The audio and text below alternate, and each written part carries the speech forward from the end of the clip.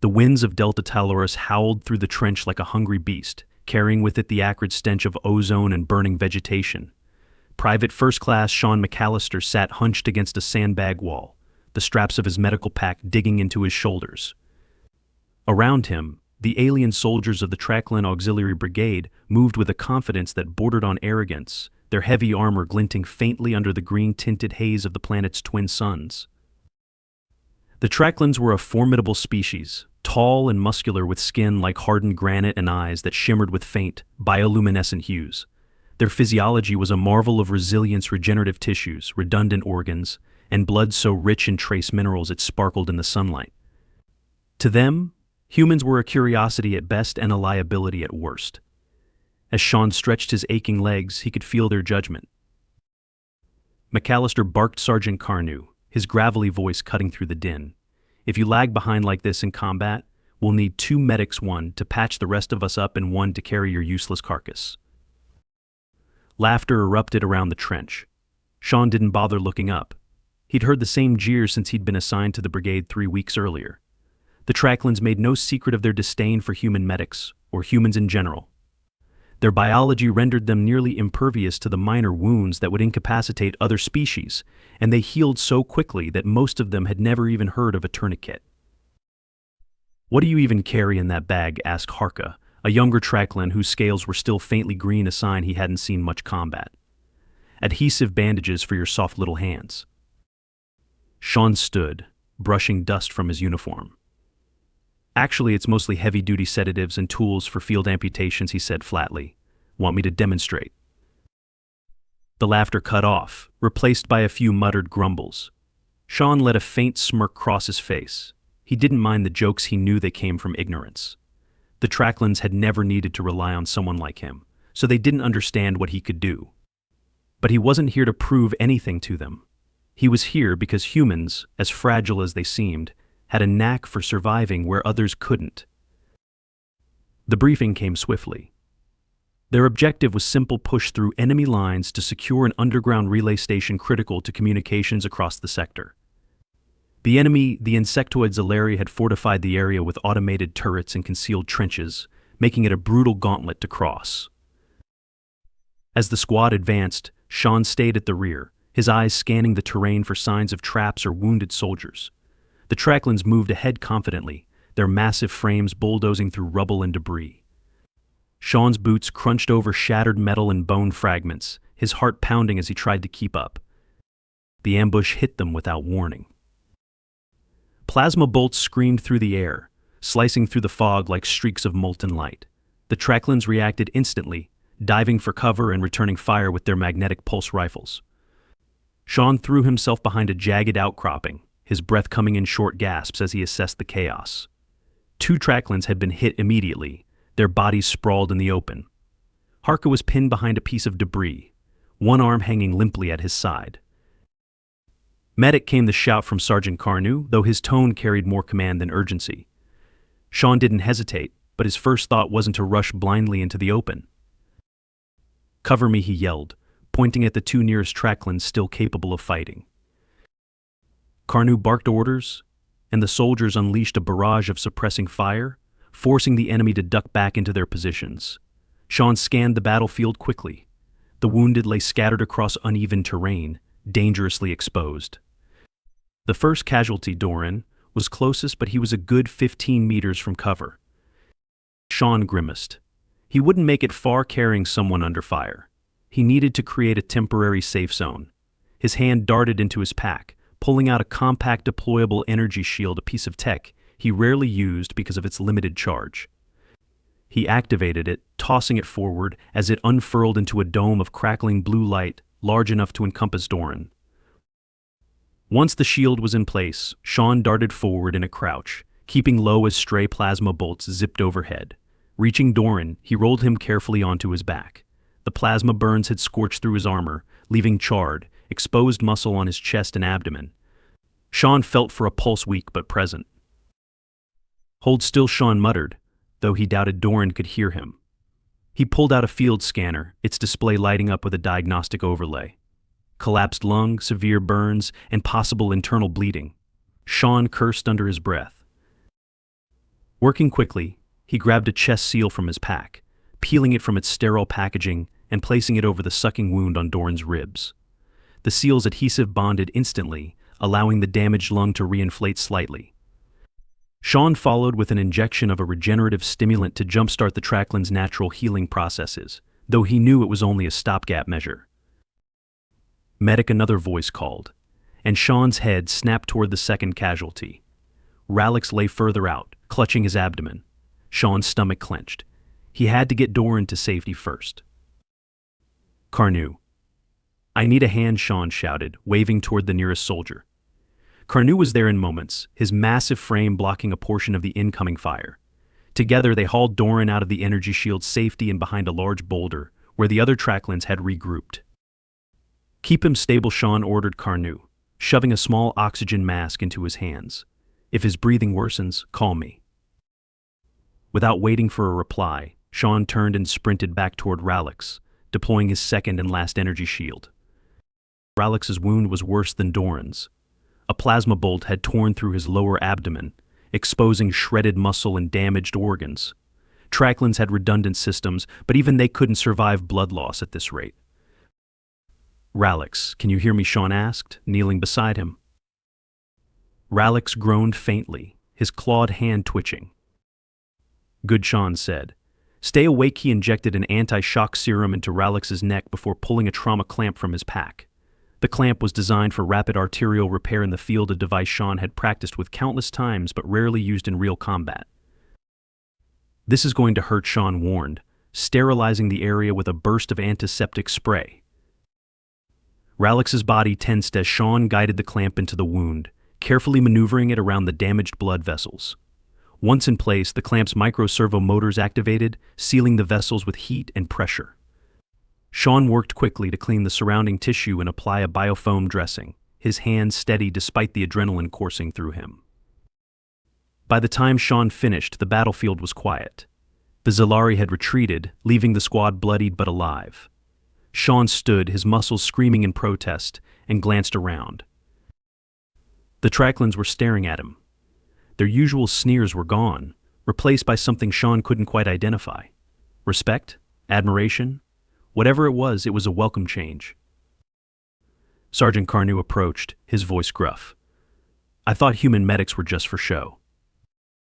Sean met his gaze, exhaustion etched into his features. We're for when the invincible needs saving. Carnu grunted, a faint smirk tugging at the corner of his mouth. Then keep that pack ready. This fight isn't over. Sean's legs felt like lead as he adjusted the straps of his medical pack and followed the Tracklands deeper into the contested zone. Doran and Ralix were stable for now, but Sean couldn't stop thinking about how close they'd come to dying and how much closer the squad was to falling apart if the enemy caught them off guard again. The squad moved cautiously now, their earlier swagger tempered by the reality of the ambush. Even Harka, who'd been quick to mock Sean's capabilities earlier, walked with a subdued air, his injured arm strapped tightly in the brace Sean had applied. What's our status? Sean asked Carnu, falling into step beside the hulking sergeant. Too critical but alive, Carnu replied gruffly. The rest of us can fight if we have to. He shot Sean a sideways glance. Your work. Didn't think you soft skins had it in you. Sean smirked faintly but didn't reply. He wasn't here to gloat, he was here to keep them alive. They pressed on through the rocky terrain, the sharp cliffs and deep gullies of Delta Talaris forming a natural labyrinth. The closer they got to the relay station, the more the air hummed with the tension of an impending fight.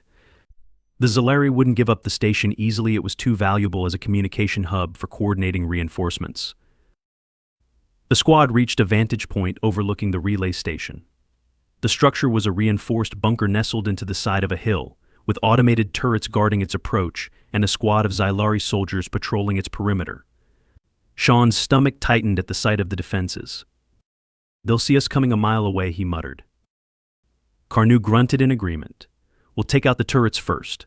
Ranged units will focus fire, while the rest of us advance under cover. He turned to Sean. You stay back until it's clear. Sean bristled but nodded. He knew better than to argue with the chain of command during an operation. The squad moved into position, their weapons trained on the turrets. At Carnu's signal, They opened fire, their magnetic pulse rifles unleashing a barrage of destruction. The first turret exploded in a shower of sparks, but the others immediately retaliated, their plasma beams carving deep scars into the rocky ground. The Zalari soldiers reacted quickly, scrambling to defensive positions and returning fire. The battlefield erupted into chaos once more, with bolts of plasma and magnetic slugs crisscrossing the air. Sean stayed low, his eyes darting between the combatants and the rocky outcroppings that offered temporary cover. Suddenly, a Trackland soldier to Sean's right let out a guttural cry and collapsed, clutching his leg where a plasma bolt had burned through the armor. Blood poured from the wound, pooling beneath him in a dark, glittering puddle. Sean sprang into action, crawling toward the soldier under the cover of nearby boulders. He reached the injured Trackland, who was grimacing in pain but still conscious. "I'm here," Sean said, pulling a tourniquet from his pack. He worked quickly, wrapping it tightly around the soldier's thigh above the wound. "This will stop the bleeding, but it's going to hurt like hell." The soldier growled but didn't protest as Sean secured the tourniquet. Next, Sean applied a burn-neutralizing gel to the exposed tissue, the cooling compound hissing faintly as it reacted with the damaged flesh. "Name?" Sean asked, glancing up briefly. "Torvax," the soldier replied through gritted teeth.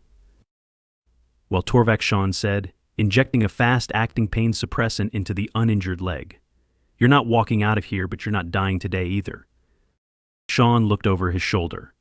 The firefight was still raging, but the squad was making progress. One of the turrets had been disabled, and the Zalari soldiers were falling back toward the bunker. He activated his comm.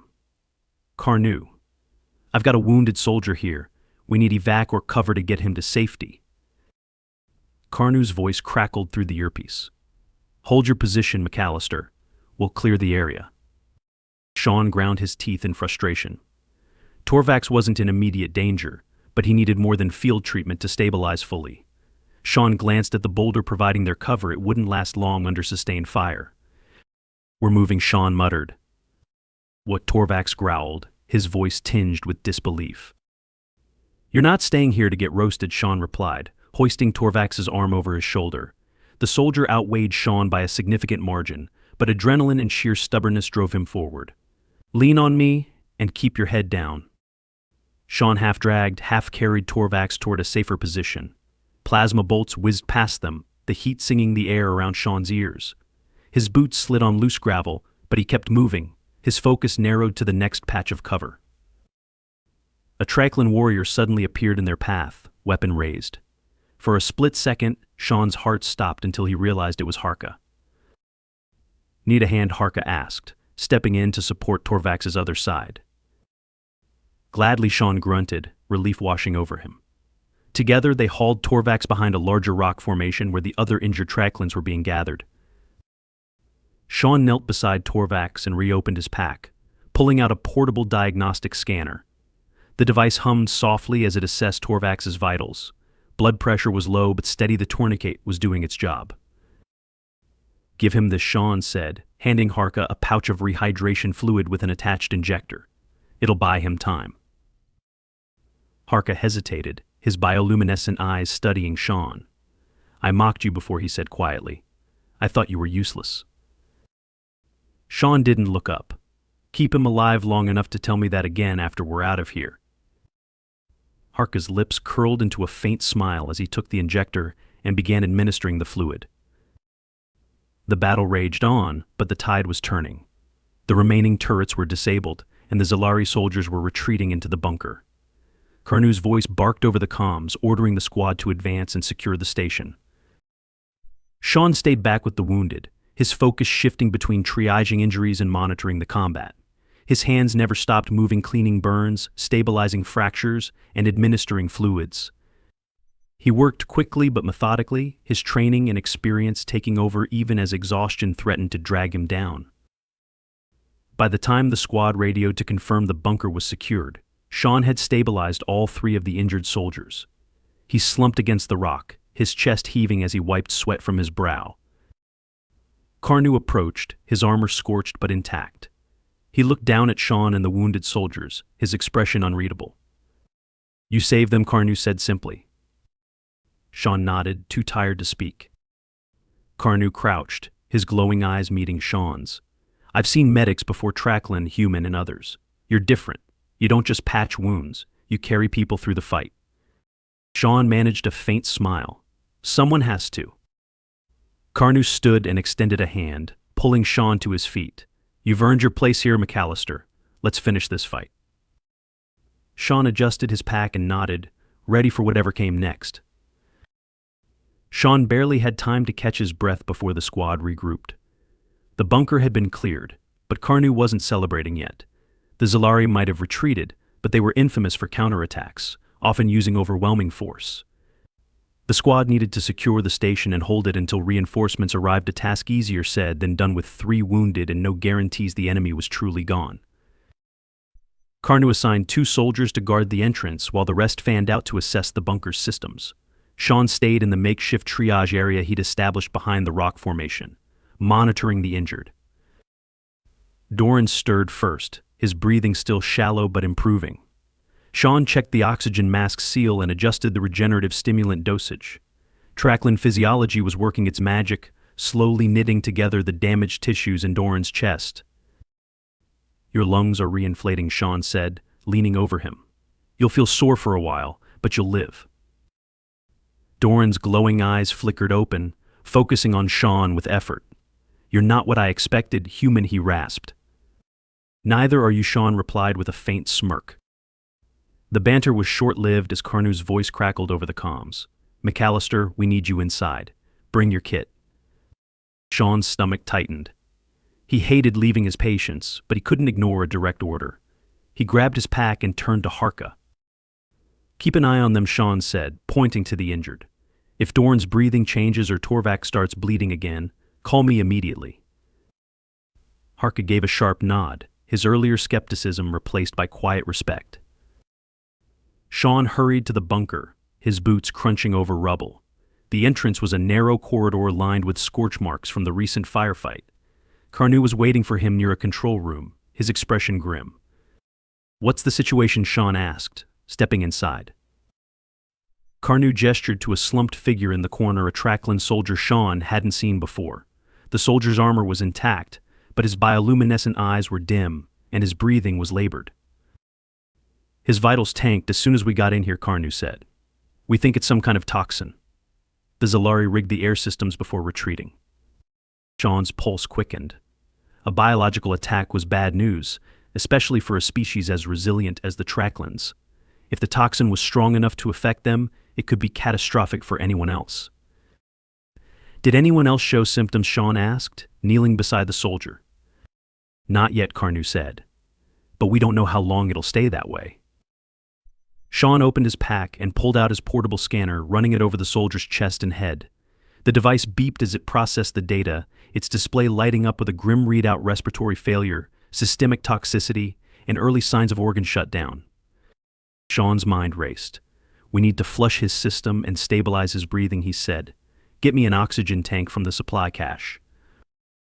Carnu nodded and barked orders to a nearby soldier who disappeared down the corridor. Meanwhile, Sean prepared an emergency detox injection. The serum wasn't tailored to Tracklin biology, but it was designed to neutralize a broad spectrum of toxins. This might sting, Sean muttered, injecting the serum into the soldier's neck. The Tracklin let out a faint groan, his body twitching as the serum took effect.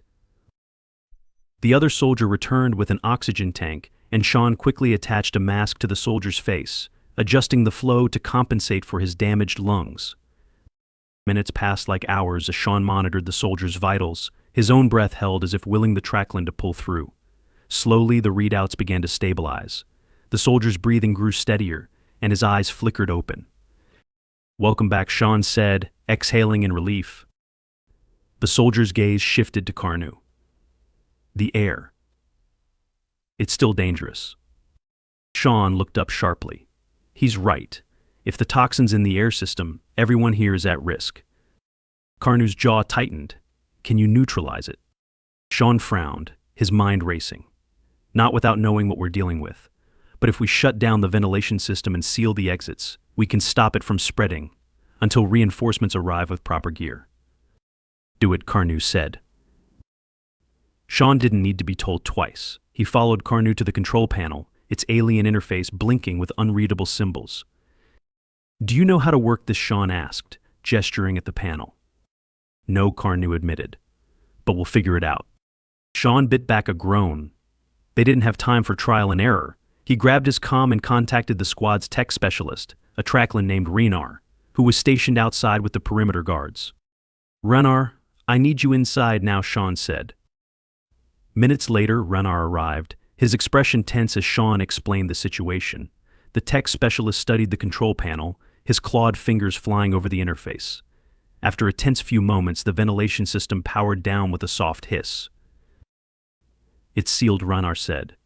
"But we've got maybe an hour before the lack of airflow starts affecting us." "That's all we need," Carnu replied. Sean nodded, already thinking ahead. "I'll set up temporary oxygen support for the worst cases. Everyone else needs to stay calm and limit movement to conserve air." As Sean worked, he couldn't help but notice the shift in the squad's demeanor. The mocking laughter and casual disdain were gone, replaced by quiet cooperation. Even the injured soldiers outside were doing their part, relaying updates and assisting where they could. When the reinforcements finally arrived hours later, bringing fresh supplies and proper decontamination equipment, the squad was battered but intact. The toxin had been contained, and every soldier, wounded or otherwise, was alive. Carnu clapped Sean on the shoulder as the reinforcements took over. "You saved us again, McAllister," he said, his tone softer than Sean had ever heard. Sean gave a tired smile. "You'd do the same for me." Carnu's lips twitched in what might have been a smile. "You're one of us now, human, whether you like it or not." Sean chuckled, the weight of the day lifting slightly. "I'll take it." But even as he stepped back to let the reinforcements take over, Sean knew the war wasn't over, not for him, not for any of them, and he'd be ready for whatever came next. The reinforcements brought much-needed supplies and fresh soldiers, but Sean's work was far from over. The squad was given orders to hold the relay station until the main coalition forces could secure the entire sector. For the Trackland squad, this meant fortifying their position, setting up defensive lines, and preparing for what Carnu called the inevitable pushback. Sean returned to his triage station to check on his patients. Doran was sitting upright now, though his breathing was still labored. Torvax grunted a greeting as Sean approached, his color improving as the rehydration fluids worked their way through his system. "You're looking better," Sean said, scanning Torvax's vitals with his portable monitor. "Feeling worse," Torvax growled, though there was a hint of humor in his tone. "That's progress," Sean replied with a faint smirk, moving on to the next patient. The mood in the bunker was tense but cooperative. The Trackland soldiers, once dismissive of Sean, now followed his instructions without question. Even Harka, who had been the most vocal in mocking Sean's presence, worked beside him to organize the medical supplies and distribute rations. "You're not what I expected," Harka admitted as they sorted through a crate of sterile bandages. Sean glanced at him. "How so?" "I thought humans were fragile," Harka said, his tone serious. "But you're not just strong, you're relentless." Sean shrugged. "Fragile doesn't mean weak. It just means we have to be smarter about how we fight." Harka nodded, a thoughtful expression crossing his face. The relative calm didn't last long. Carnu burst into the triage area, his voice sharp. "Incoming hostiles. Zalari reinforcements are closing in, and they're bringing heavy artillery." Sean's stomach dropped. The bunker was defensible, but against heavy artillery, it wouldn't hold for long. "What's the plan?" Sean asked, strapping his medical pack onto his back. "We hold the line," Carnu said. "We've sent for backup, but it'll take time. Until then, we fight." Sean followed the squad to the defensive positions they had set up outside the bunker. The landscape ahead was a nightmare of jagged rocks and scorched earth, and in the distance, the Zalari forces advanced like a tide of glinting exoskeletons. As the first plasma bolts lit up the battlefield, Sean stayed low, ready to move between cover as needed. The Tracklands fought fiercely, their magnetic pulse rifles cutting through the enemy ranks with precision. But the Zalari's sheer numbers were overwhelming. Soon, the first casualties began to fall. Medic Carnu's voice roared over the chaos. Sean darted toward the call, finding a Triclin soldier sprawled on the ground, his leg mangled by a stray artillery blast. Sean's heart pounded as he assessed the injury. The limb was beyond saving, and the soldier's vitals were dropping fast. "I need to amputate," Sean said, pulling out his surgical kit. The soldier's eyes widened, but he nodded grimly. "Do it." Sean injected a local anesthetic and a pain suppressant before using a laser scalpel to make the cut. His hands moved with practiced precision, sealing blood vessels as he worked. He applied a temporary prosthetic, a field-grade stabilizer that would allow the soldier to hobble to safety if necessary. "Can you move?" Sean asked, helping the soldier to his feet. The Triclin tested the stabilizer and nodded. "Thanks to you."